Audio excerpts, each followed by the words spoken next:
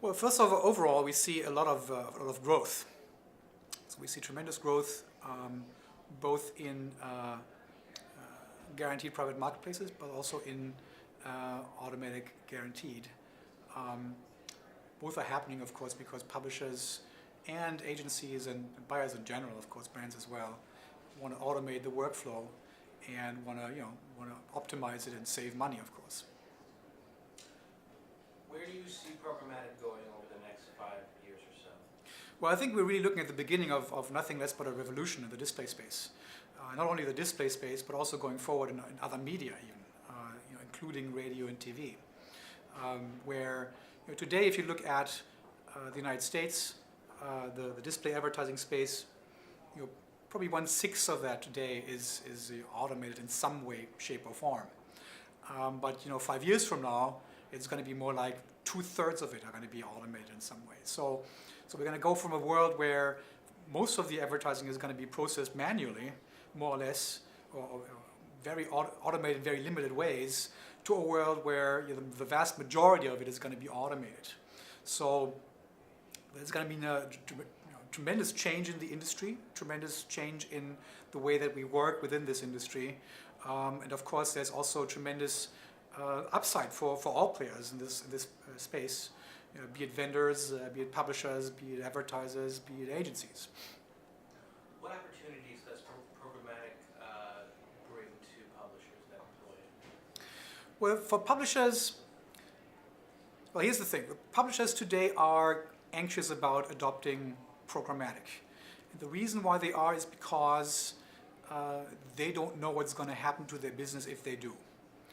They've seen in the non-guaranteed space, which where RTB has automated kind of the remnant tier 2 spot market space, that prices were actually a lot lower than they were on advertising networks. Lower by last year 25%, this year lower by 17%. So that's a lot lower.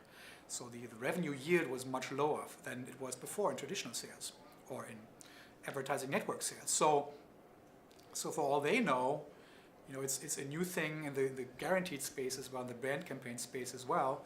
And for all they know, prices might be a lot lower also. So there's a lot of anxiety around that. They want to have the automation that programmatic brings, and the cost savings and the additional efficiencies and the optimization and all that good stuff, but they don't want to have the risk. So